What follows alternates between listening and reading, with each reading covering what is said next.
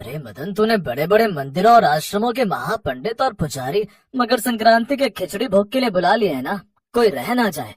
आसपास के सभी गांव के बड़े बड़े पंडितों और ऋषि मुनियों को मैं चाहता हूँ खिचड़ी की दावत मिले, और खिचड़ी बढ़िया शुद्ध देशी घी की अधिक मात्रा में ही बनवाना। कोई भी सेठ, साहूकार, पंडित, ब्राह्मण बिना तृप्त हुए नहीं जाने चाहिए। जी मालिक। और हाँ, सभी नौकरों को बोल दो कि खिचड़ी बनाने का काम शुरू कर दे। चावल और दाल की साफ सफाई के लिए हवेली में जितने भी नौकर और नौकरानियां हैं, सबको खिचड़ी बनाने के काम पर लगा दो। एक बात का ख्याल रखना, यह खिचड़ी केवल हम जैसे बड़े अमीर साहूकारों, महापंडितों और महान ब्राह्मणों के लिए है। इसमें से गरीबों को एक कटोरी भी खिचड़ी नहीं देनी, सबको द्वार से भगा देना। जी मालिक। सेठ राम प्रसाद ने अपनी हवेली के सभी दास दासियों को खिचड़ी बनाने के काम पर लगा दिया।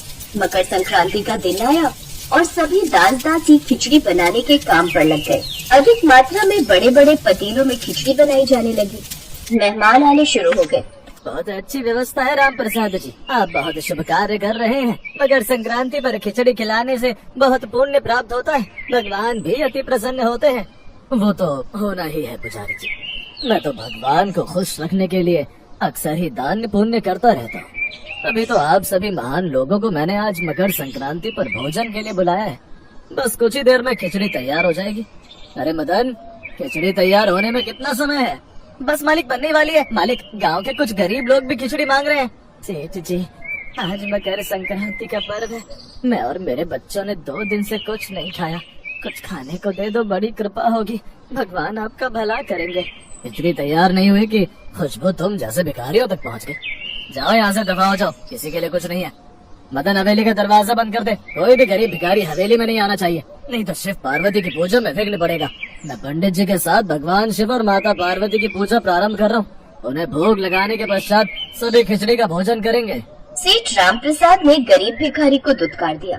कुछ देर बाद खिचड़ी बनकर तैयार हो गई। सेठ राम प्रसाद भगवान शिव और माता पार्वती की पूजा करके उन्हें खिचड़ी का भोग लगाता है। तभी राम प्रसाद के द्वार पर 2 पति पत्नी आते हैं। उनके हाथों में 2 कटोरे थे। वे द्वार पर खड़े नौकर से कुछ कह रहे थे। अरे सेठ जी ने इतनी खिचड़ी बनवाई ही नहीं जो हमारा ये कटोरा भर दे। पूछ लो चाहे अपने सेठ जी से। सुनिए, रहने दीजिए, कहीं ऐसा ना हो हमारा कटोरा देखकर इनके सेठ जी घबरा जाए, क्योंकि उनमें इतना साहस ही नहीं कि हमारे कटोरे में खिचड़ी भर सके। द्वार पर बात करते हुए सेठ राम प्रसाद अपने नौकर को देख लेता है। क्या हुआ भीमा, कौन है ये दोनों, क्या बात कर रहे हैं? सेठ जी, ये दोनों कह रहे हैं कि आपने इतना साहस नहीं जो इन्हें इस कटोरे में खिचड़ी भर कर दे दे। कौन से कटोरे में, दिखाओ तो जरा। सेठ राम प्रसाद ने देखा कि पति पत्नी के हाथ में छोटे छोटे 2 कटोरे थे। सेठ राम प्रसाद कटोरों के आकार को देखकर जोर जोर से हंसने लगा। तुम्हें पता भी है कि तुम दोनों क्या बोल रहे हो? अरे पागल हो क्या? मुझे तो लगता है तुम दोनों पागल भिखारी हो या फिर भूख से पागल हो गए हो। इतने छोटे छोटे कटोरों में तो मैं चुटकियों में भरवा दूंगा। मैंने इतनी मात्रा में खिचड़ी बनवाई है कि पूरा गांव तो क्या, आसपास के 5 गांव भी खिचड़ी खा सकते हैं। अच्छा, यदि आपको अपने ऊपर इतना घमंड है तो ठीक है, आप हमारे कटोरे खिचड़ी से भरकर दिखा दो। लेकिन याद रहे, हमारे कटोरे खिचड़ी से भरने चाहिए और खिचड़ी तुम स्वयं अपने हाथों से भरोगे। हाँ हाँ ठीक है। मदन, भीमा, सुरेश, रमेश, अरे जाओ बाल्टी में खिचड़ी ले आओ। सेठ राम प्रसाद नहीं जानता था कि स्वयं शिव पार्वती उसके घर खिचड़ी खाने आए हैं। वो तो सिर्फ सेठ राम प्रसाद का अहंकार तोड़ना चाहते थे। सेठ राम प्रसाद ने खिचड़ी मंगवाई और कटोरों को खिचड़ी से भरने लगा। वहाँ आए सभी मेहमान ये नजारा देख रहे थे। राम प्रसाद ने घमंड के साथ खिचड़ी कटोरों में भरी। शिव जी और माता पार्वती मुस्कुराए और उनके चमत्कार से कटोरों का आकार थोड़ा बढ़ गया। ये देखकर राम प्रसाद चौंक गया। सेठ जी, कटोरे खाली हैं? हाँ, और भर देता हूँ, रुको। रहने दो राम प्रसाद, तुमसे ये कार्य नहीं होगा। अरे तुमने तो कहा था कि तुम हमारा कटोरा भर दोगे, पर अभी तक तो खिचड़ी थोड़ी सी भरी है। हमने कहा था ना कि तुम ये कार्य नहीं कर सकते। राम प्रसाद ने अकड़ में बोला ही था कि कटोरों का आकार और बढ़ गया। जैसे जैसे राम प्रसाद कटोरों में खिचड़ी भरता, कटोरों का आकार बढ़ता जाता। धीरे धीरे करके कटोरे विशाल आकार ले लेते हैं। ऐसा कैसे हो सकता है? कटोरों का आकार बढ़ कैसे रहा है? ये कटोरे तो बहुत छोटे थे। राम प्रसाद जी, मुझे लगता है ये सब ईश्वरीय चमत्कार है। आप जितनी खिचड़ी इनके कटोरे में भर रहे हैं, उतने ही कटोरे का आकार बढ़ रहा है। लगता है आपके द्वार पर भगवान आए हैं। पंडित जी के मुंह से ये सब सुनकर राम प्रसाद हैरान रह जाता है। तभी रामप्रसाद की पत्नी भी आ जाती है। सुनिए, लगता है ये दोनों कोई साधारण मनुष्य नहीं है। जरूर ये कोई देवी देवता है जो आपकी परीक्षा लेने आए हैं। इनसे क्षमा मांगिए। तुम ठीक कह रही हो भाग्यवान, मुझे भी कुछ ऐसा ही लगता है। आप दोनों कौन हैं? कृपया करके मुझे अपना परिचय दीजिए और मेरी भूल क्षमा कीजिए।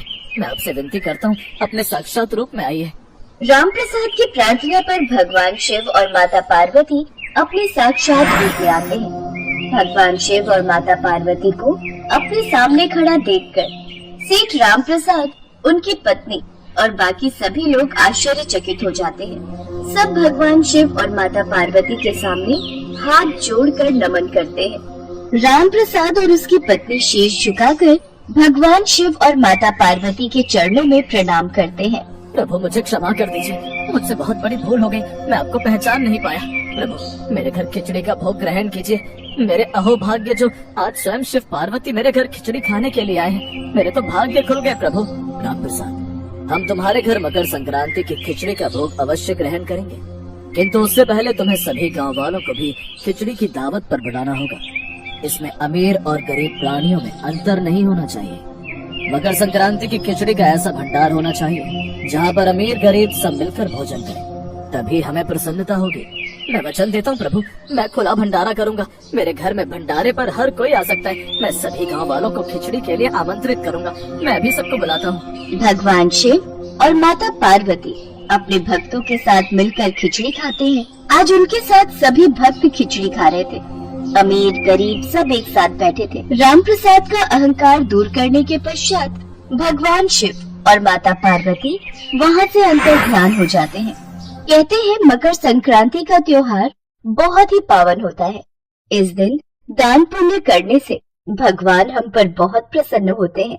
इसलिए हमें हर वर्ष अपनी इच्छा और सामर्थ्य के अनुसार दान पुण्य अवश्य करना चाहिए, जिससे ईश्वर हम पर प्रसन्न होते हैं और हम पर सदैव उनकी कृपा बनी रहती है।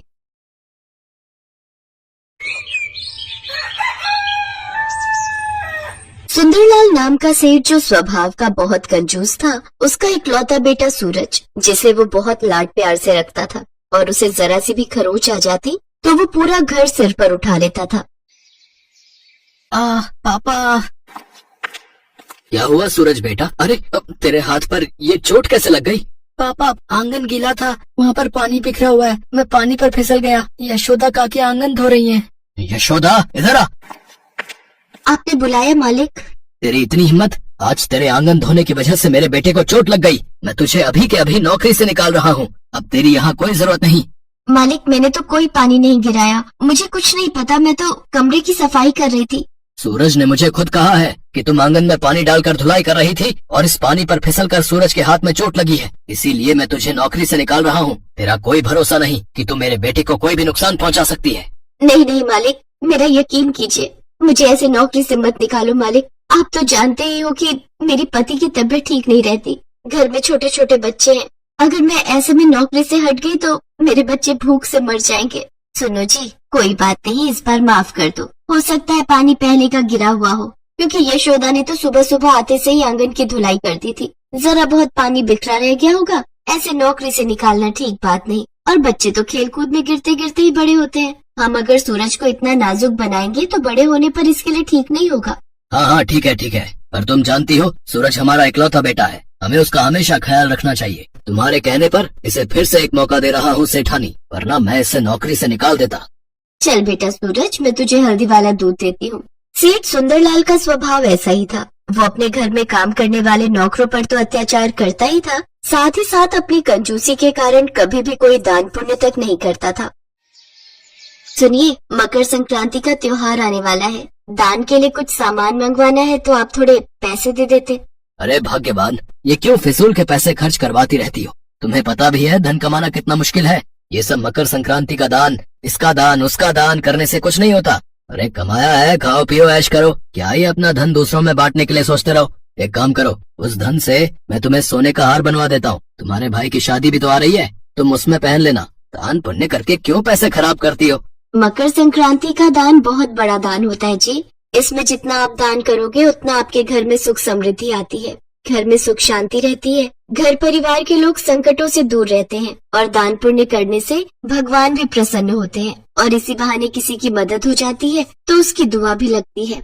मुझे तो ऐसा लगता है ये तुम रोजाना जो भजन और सत्संग के लिए मंदिर जाती हो ना, ये सब वहीं से सीखती हो, इसीलिए तुम घर गृहस्थी से ज्यादा ये दान पुण्य की बातों में ध्यान लगाती हो। अभी मेरे पास कोई पैसे नहीं है और खासकर ये दान पुण्य करने का तो बिल्कुल मत बोलना। अरे मकर संक्रांति का त्योहार पतंग उड़ाने के लिए होता है, न कि दान बांटने के लिए। पापा हम पतंग उड़ाएंगे, मुझे बहुत सारी पतंग उड़ानी है। मैं मकर संक्रांति पर बहुत सारी पतंग उड़ाऊंगा, खूब ऊंची ऊंची। मैं अभी तुम्हारे लिए नौकरों से कहकर बड़ी बड़ी सुंदर सुंदर खूब सारी पतंग मंगवाता हूँ। हम मकर संक्रांति के दिन बहुत सारी पतंग उड़ाएंगे। सुंदरलाल अपने बेटे के साथ मकर संक्रांति पर पतंग उड़ाने की तैयारी करने लगता है। मकर संक्रांति का दिन आता है पर सुंदरलाल कोई भी दान पुण्य नहीं करता।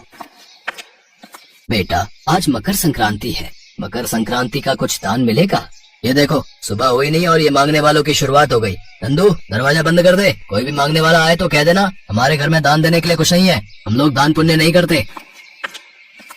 चल सूरज बेटा हम लोग छत पर चलते हैं, हम पतंग उड़ाएंगे। अरे यशोदा तू आज फिर अपने बेटे को साथ ले आई? मालिक पतंग देखने की जिद कर रहा था, आपको परेशान नहीं करेगा, बस दूर से ही देखता रहेगा। बहुत रो रहा था साथ आने के लिए। सुनो एक पतंग किसे भी दे दो, मिलता रहेगा। अभी नहीं है, कोई फट जाएगी तो वो दे दूंगा। और सुन तू दूर से खड़े होकर देखना, पतंग को हाथ लगाने की कोई जरूरत नहीं है, ये मेरे बेटे सूरज के लिए आई है। एक भी पतंग फट गई तो सुन ले यशोदा, तेरी महीने की पगार में से काटूंगा पैसे। सुंदरलाल अपने बेटे के साथ पतंग उड़ाने में व्यस्त हो जाता है। यशोदा का बेटा मोनू दूर से ही उन्हें पतंग उड़ाते हुए देख रहा था, पर वो मासूम बस दूर से ही पतंग देख सकता था। सुंदरलाल उसे पास फटकने भी नहीं दे रहा था। नंदू यहीं छत पर रहना, मुझे नीचे से जरूरी कागज देखकर किसी को फोन से फोटो भेजनी है। मैं बस 10 मिनट में वापस आता हूँ, ठीक है? पापा कहाँ जा रहे हो? बेटे नीचे तक जा रहा हूँ, तुम उड़ाओ पतंग, नंदू तुम्हारे साथ है, मैं बस अभी आया। सुंदरलाल अपना काम करने नीचे चला जाता है। सूरज का ध्यान पतंग उड़ाने में था। नंदू अपने फोन में बातें करने में ध्यान लगा लेता है। तभी सूरज की पतंग छत की दीवार से लगे एक पेड़ में फंस जाती है। नंदू भैया मेरी पतंग पेड़ में फंस गई है, जरा निकाल दो। नंदू भैया फोन में बातों में लगे हुए हैं, इन्हें सुनाई भी नहीं दे रहा, मुझे खुद ही अपनी पतंग निकालनी होगी। पतंग निकालने की कोशिश में उसका ध्यान ही नहीं था कि वो छत से पूरी तरह नीचे लटक चुका है। सूरज बचाओ बचाओ कहकर जैसे ही गिरने वाला था, अचानक यशोदा छत पर आ जाती है। सूरज को बचाने के लिए भागती है। माँ पापा बचाओ। सूरज बेटा घबराओ नहीं, मेरा हाथ मत छोड़ना, मैं तुम्हें गिरने नहीं दूंगी, मेरा हाथ कसकर पकड़े रहो। सुंदरलाल और सेठानी सूरज की चीख सुनकर आंगन में भाग आते हैं। सुंदरलाल छत पर भागता है, तब तक यशोदा सूरज को गिरने से बचा चुकी थी। सूरज को बचाने की कोशिश में यशोदा के दोनों हाथ जख्मी हो गए, उनसे खून निकल रहा था, पर सूरज बिल्कुल ठीक था। मेरा सूरज, मेरा बच्चा, तू ठीक तो है? मालिक घबराओ नहीं, सूरज बेटा बिल्कुल ठीक है। यशोदा तुम्हारे हाथों से तो खून निकल रहा है, मैं अभी पड़ोस के डॉक्टर को बुलाती हूँ। ये नंदू कहाँ है? नंदू घबराया हुआ आता है। सुंदरलाल उसकी बहुत डांट लगाता है। आज तो मोबाइल फोन पर लगा हुआ था और मेरा बच्चा गिर जाता तो क्या होता? वो तो भगवान का शुक्र है कि यशोदा आ गई। तुम लोगों को इतने पैसे भर भर के देता हूँ, इतनी सुख सुविधाएं मिलती हैं यहाँ पर, और आज जब जरूरत थी तो तू फोन में घुसा हुआ था। तुझे मैं जिम्मेदारी देकर गया था कि सूरज के साथ रहना। मैं ही पागल हूँ जो तुम लोगों की फालतू की देखभाल करता रहता हूँ। माफ कर दो सेठ जी, वो गलती हो गई। सुनिए, हम अपने बेटे सूरज का हाथ लगवाकर आज मकर संक्रांति का दान करते हैं। भगवान की कृपा से आज इसके ऊपर से बहुत बड़ी मुसीबत टली है। तुम ठीक कह रही हो सेठानी, मैंने आज तक कभी कोई दान पुण्य नहीं किया, पर अब आज मकर संक्रांति के पावन अवसर पर मैं प्रण करता हूँ कि अब मैं भी दान पुण्य करूंगा। भगवान की कृपा से जब मुझे किसी चीज की कोई कमी नहीं तो मैं दान पुण्य कर सकता हूँ। भाग्यवान, मैं क्या क्या दान करूँ मुझे बता दो। यशोदा, तुमने आज मेरे घर के चिराग को मुसीबत से बचा लिया, बहुत बहुत शुक्रिया यशोदा। ऐसे हाथ मत जोड़िए मालिक, भगवान ने मुझे ठीक समय पर भेज दिया। हम सबको भगवान का शुक्रिया करना चाहिए। सब भगवान का शुक्रिया करते हैं। सेठ सुंदरलाल अपनी पत्नी के साथ मिलकर मकर संक्रांति के दान के लिए उसी समय सारा सामान मंगवाता है। कंबल, घी, तेल, तिल, गुड़, गज्जक, रेवड़ी, मूंगफली, चावल, दाल आदि जो भी सामग्री वो अपने सामर्थ्य से कर सकता था, वो अपने बेटे सूरज के साथ सब में बांटता है। खूब खुला दान करता है। सुंदरलाल यशोदा को भी खूब सारा मकर संक्रांति का प्रसाद देता है। साथ ही मोनू को भी ढेर सारी पतंग और चरखी देता है।